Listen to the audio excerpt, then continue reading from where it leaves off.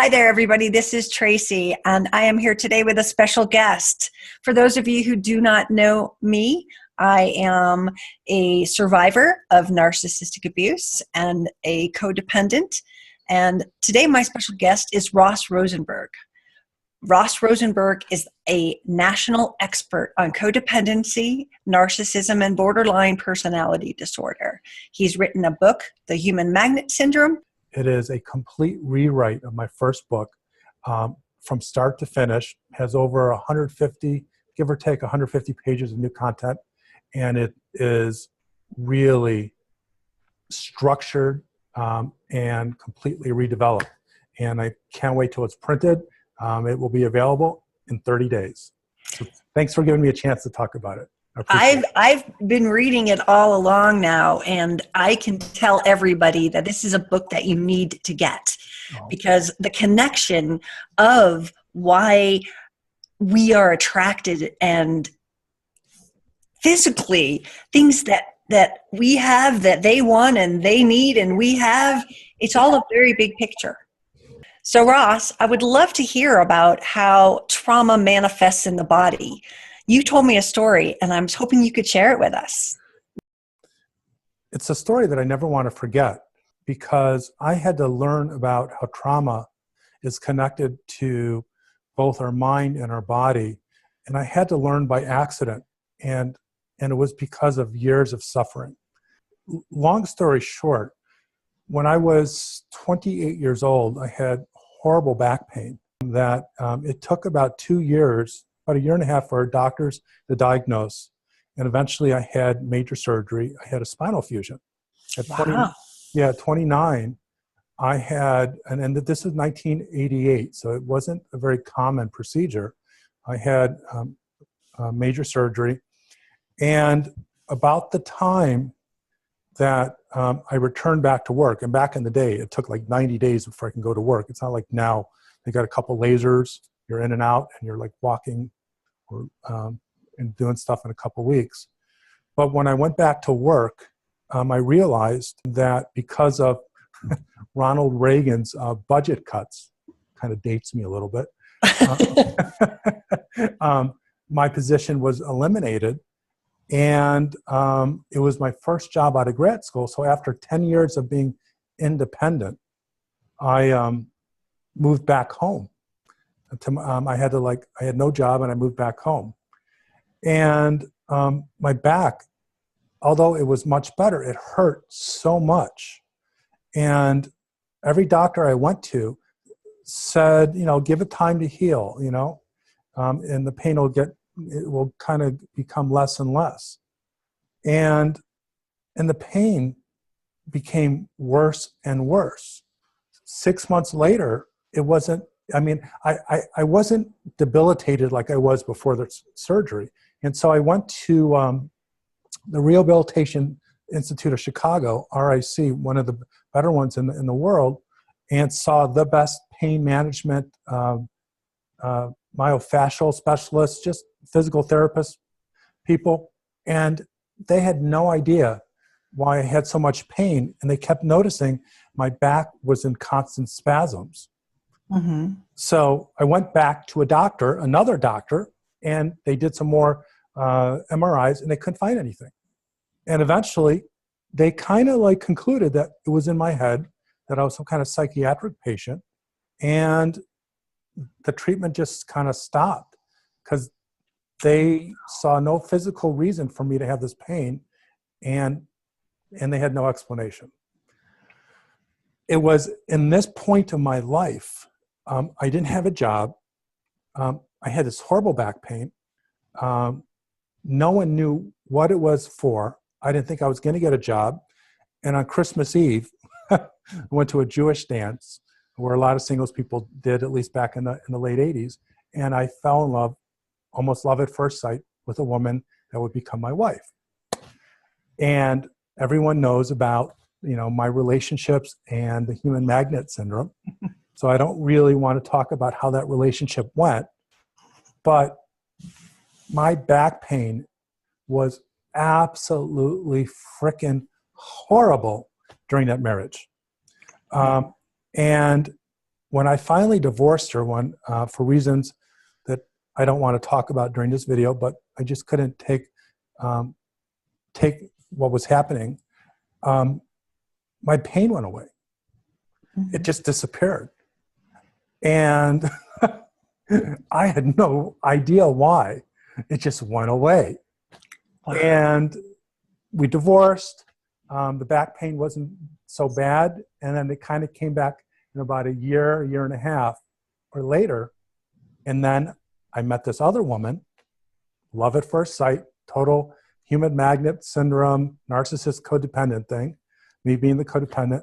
And we fell in love, and my back pain returned. And it was even worse. And I went back to doctors, and they treated me more like I was it was all in my head.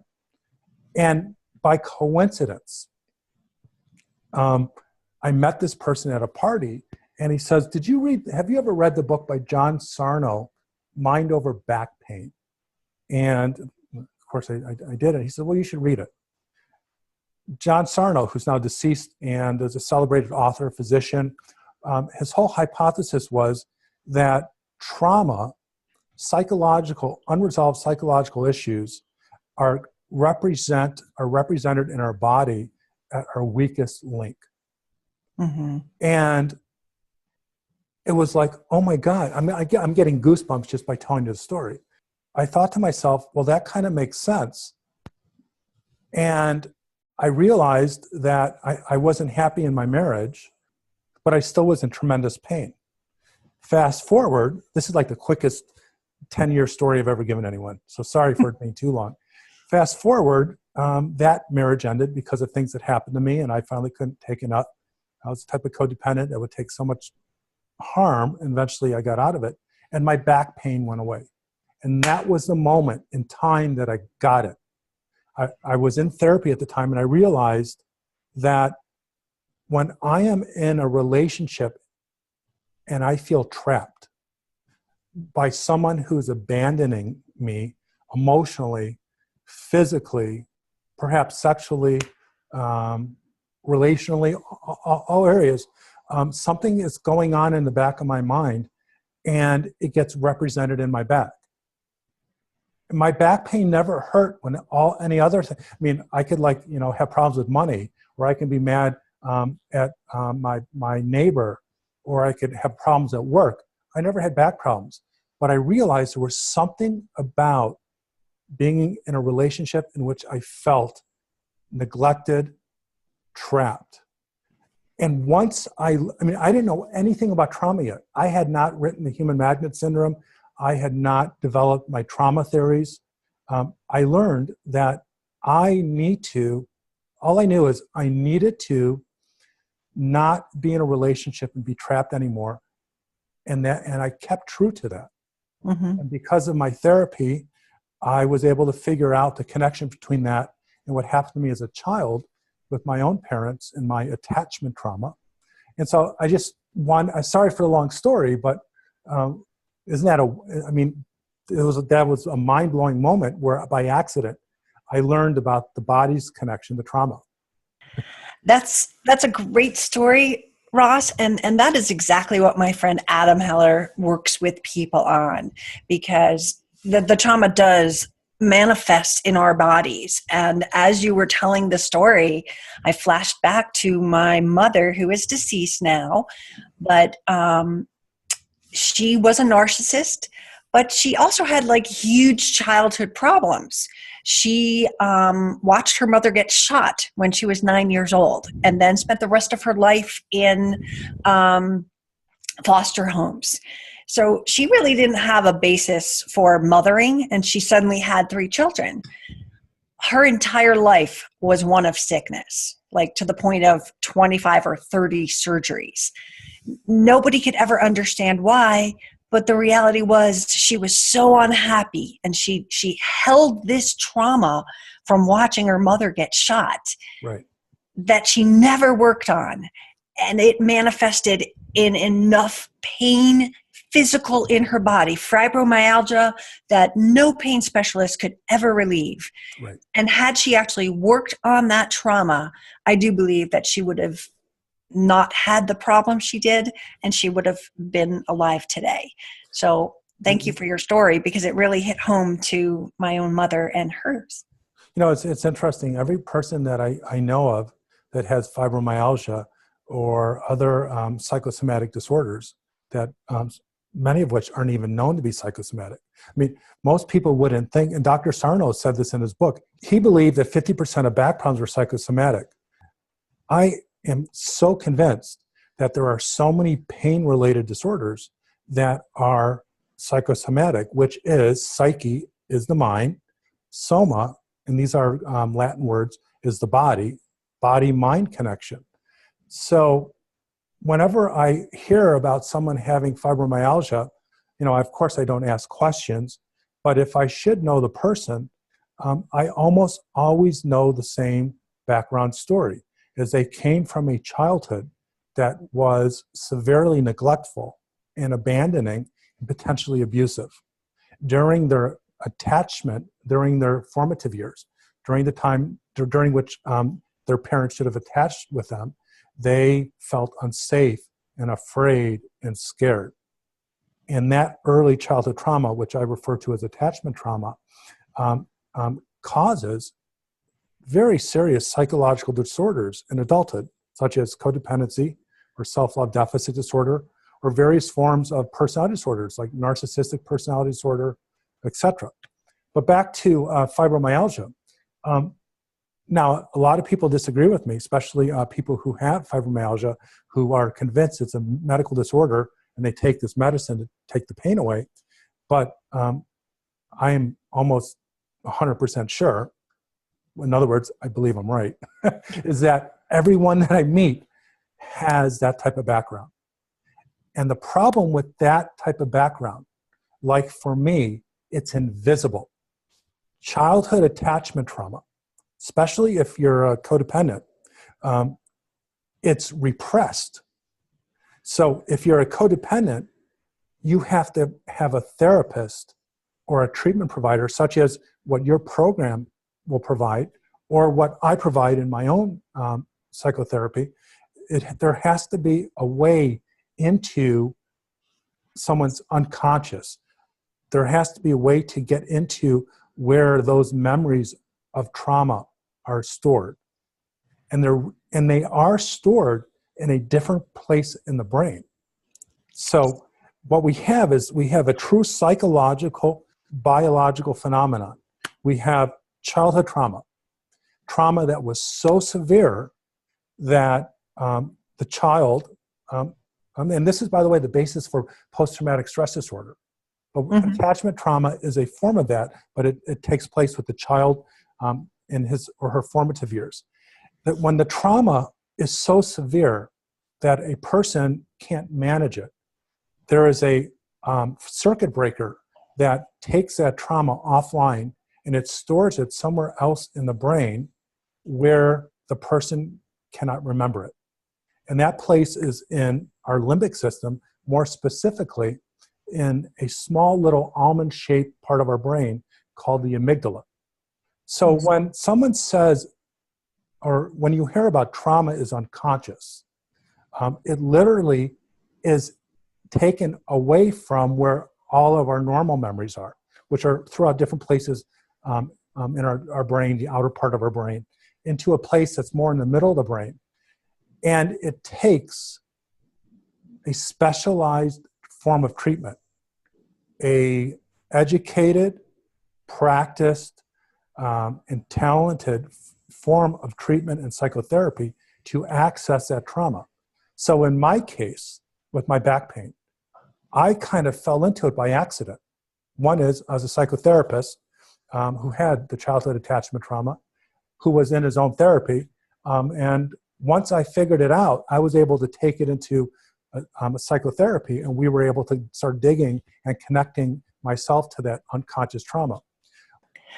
Well, I totally believe that you are right. I believe that we have this silent thing that comes over our minds. And I know about the amygdala. I know that it's hidden back there.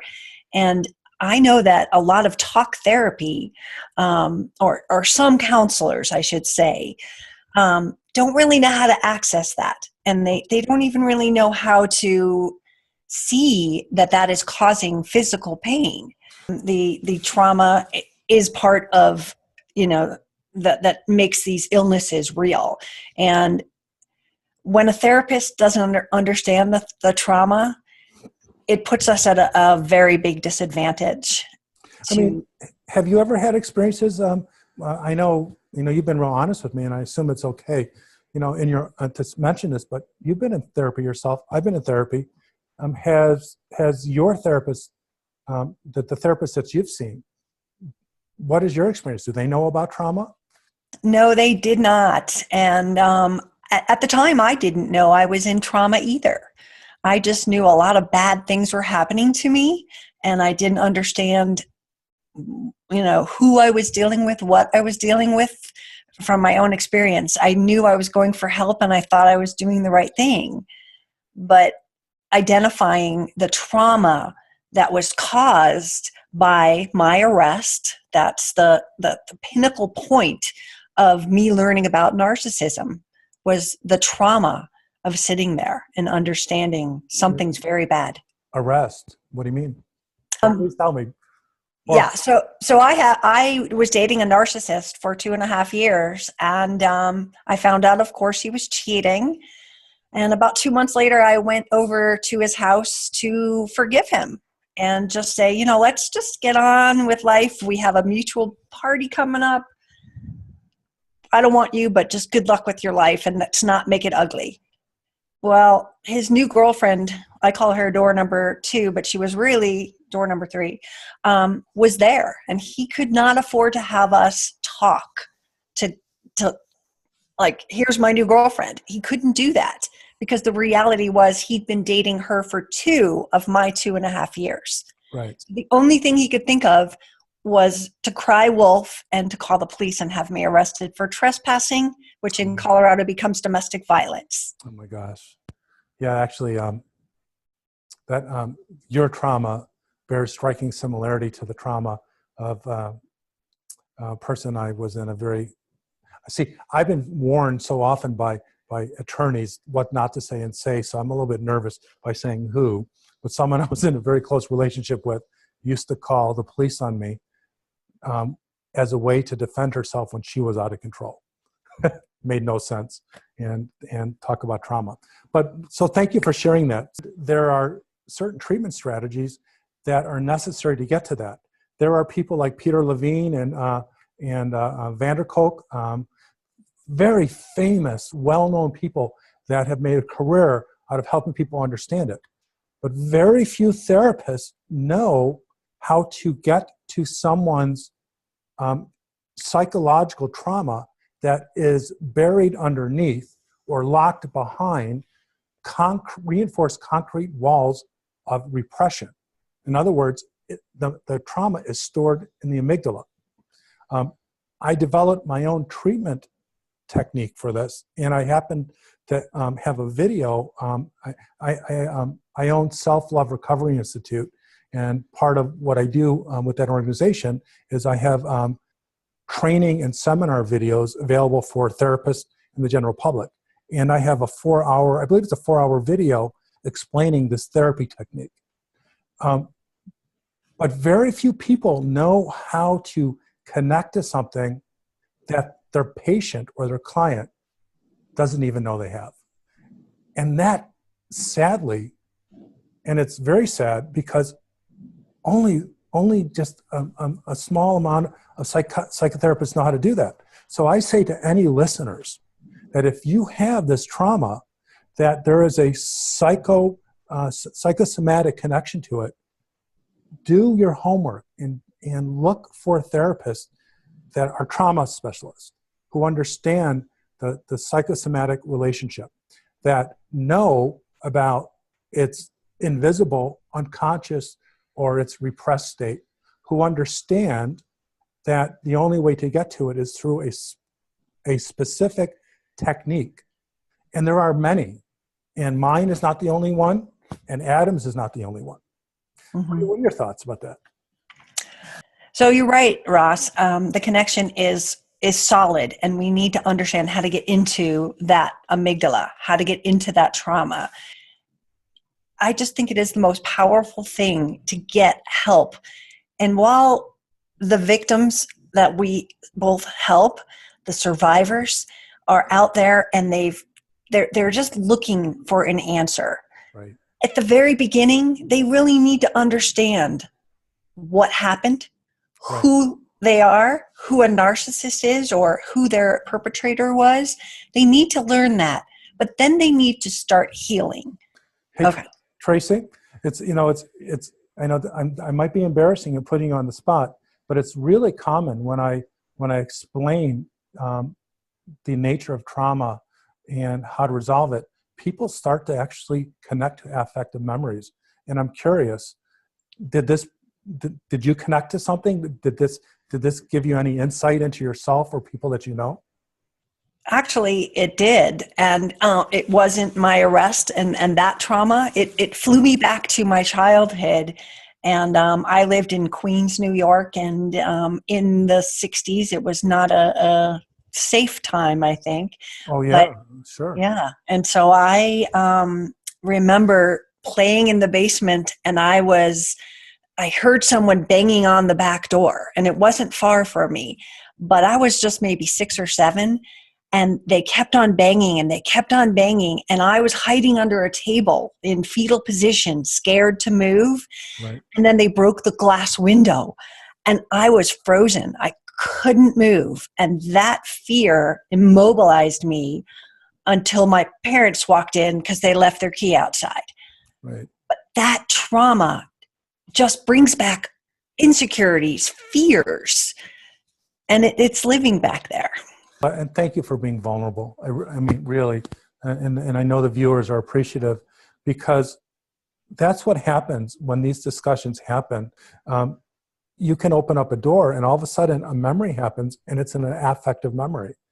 And that is the pain of the child, that little Tracy that you've been carrying. Mm-hmm. And that little girl who lived in Queens, that little Tracy, depends on you to give her a voice, because when she can talk about the coldness and the fear, and I don't want to put you on the spot in today's video, but when we can get the little Tracy to talk about how much she was afraid and scared, when we are working with someone and we can connect to that child, we're moving that person who has been like in a prison of sorts, and they want to be free.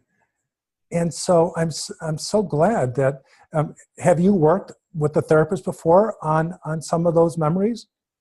No, I jumped into therapy about my arrest and my divorce and things like that. So those are things I need to work through. So, and again, thank you for your vulnerability, but it's so useful for our viewers.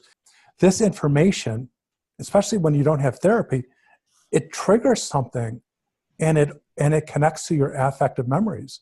And it's so cool that we did this live, and that you had a chance to connect to that little girl inside of you, and your mental health, your happiness, your recovery relies on giving little Tracy a voice, because I need to keep doing it with my little Ross. And I say to all of you people listening, especially those who identify with being a victim of narcissistic abuse, who identify with my self-love deficit disorder or my self-love recovery concept or codependency recovery concept, and is that if we want to get better, we gotta find a way to get that little girl or boy heard. We gotta find a therapist who Mm-hmm. can find her and let us tell the story, because we can't be whole if she is still locked in that dungeon, of that trauma dungeon.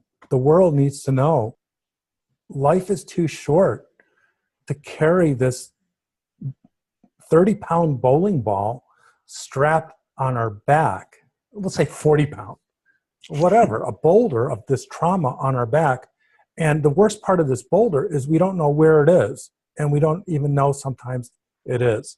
So I'm so grateful that you and Adam, there are other people out there that offer trauma resolution services. And I say to our viewers, please treat that little child who used to be with tenderness and compassion and empathy. She needs a way out of the dark. He needs someone to know where he is and who's courageous enough to pick up a pickaxe, a bulldozer, and break through the walls to let him connect for the first time to love, acceptance, and caring. That's how we can recover. So from the bottom of my heart, I thank you for inviting me onto this video. And I look forward to our further discussions about this. Yes, I am so grateful that you're here. So thank you. Your expertise is something that I think the whole world already knows about. So we're really grateful that you're there. My website is narcissistabusesupport.com, and we educate people that are going through the trauma of narcissistic abuse, and we try to get them as many answers and lead them to resources to get some help. So thank you so much for being with us. I will put some information down below, links to Ross's website as well as my own, and information on how to start taking this course and get your life back. Well, thank you, and you're awesome. And I'm just glad that we're collaborators on the same mission. So I look forward to our next video. All right. Thank you so much, Ross. Bye-bye.